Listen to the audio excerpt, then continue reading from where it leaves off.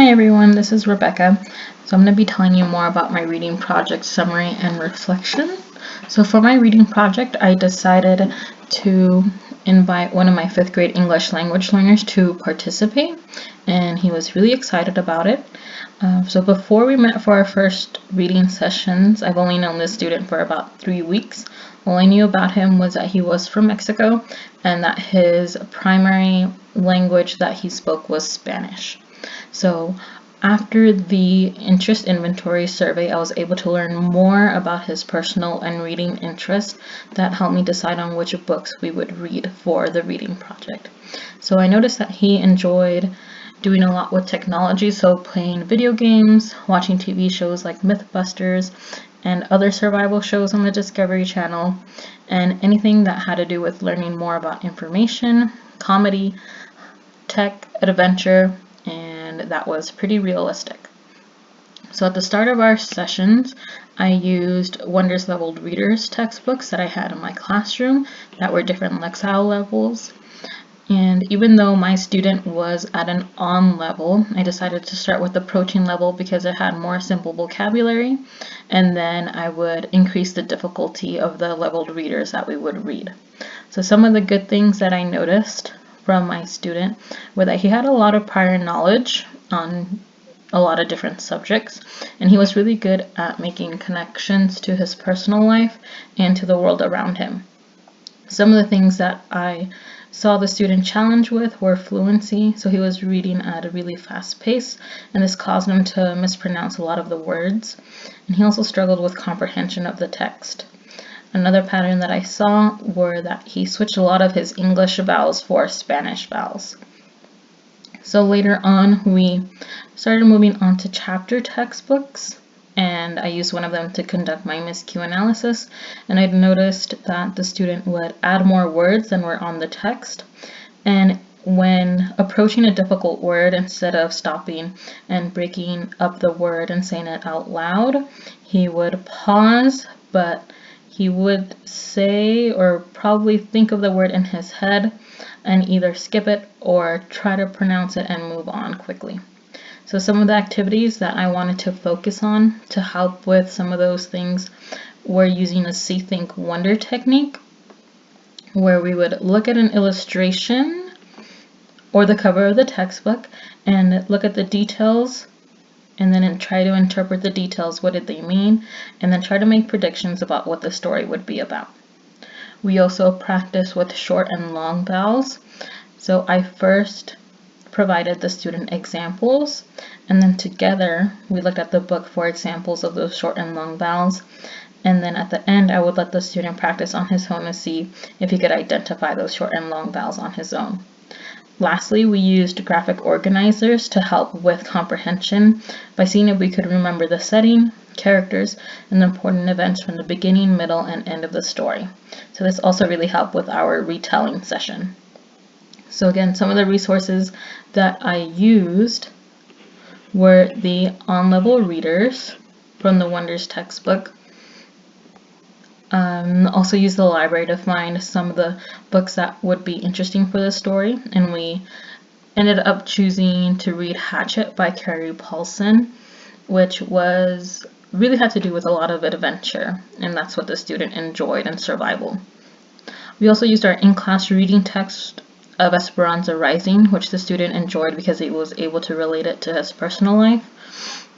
And for me, it was really helpful using the gunning textbook, additional readings and videos, and also having my feedback from my peers to think of other engaging activities and ideas that maybe I didn't think of.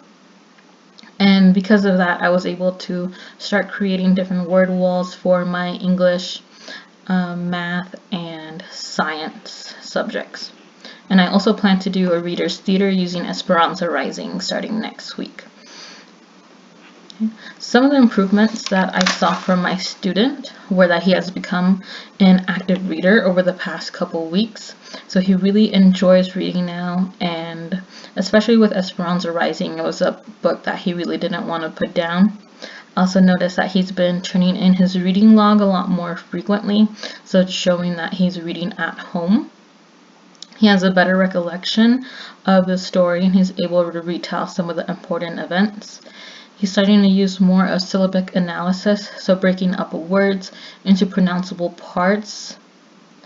And he also enjoys doing illustrations or retellings of the story to think of scenes and thinking about the book more critically and the events and details. What I learned over the reading project in the past couple of weeks was that there are multiple ways of learning to read, and from the Gunning textbook, just using different teaching strategies, more visual, auditory, and kinesthetic activities. I also learned that language development takes a lot of time and patience to develop, and a lot of it actually happens at home. So one of the things I'm going to try to improve on in the future is working on parent relationships and teaching them some of the techniques that I use in school that they can use at home to improve on the students' reading. I also learned that it's important to encourage conversations between students, both with their peers and adults. So I've tried to create more opportunities for them to talk either in their groups, in pairs, or just share ideas with our whole group.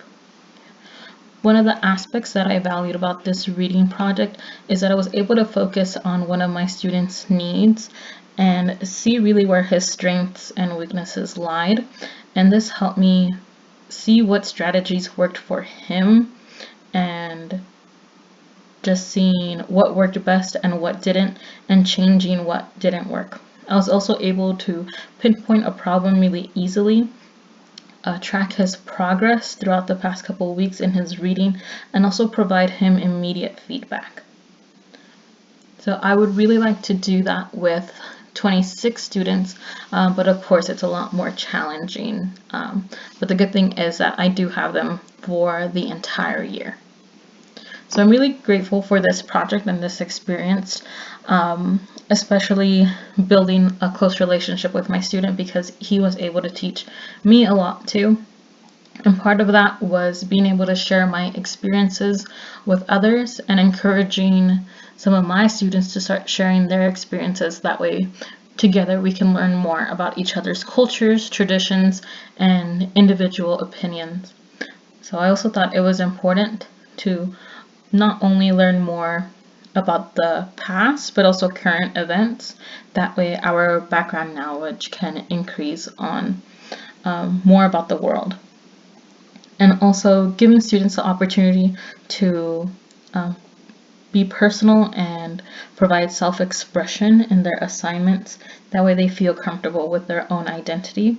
And part of that is for me to create a positive learning environment and just building a respectful classroom culture. I do understand that even though some students might feel shy or intimidated and don't really participate, that doesn't mean that they're knowledgeable about the subject. So creating that comfortable learning environment can hopefully help them speak up for themselves. So thank you very much for listening, and I am looking forward to listening to your feedback. Thank you.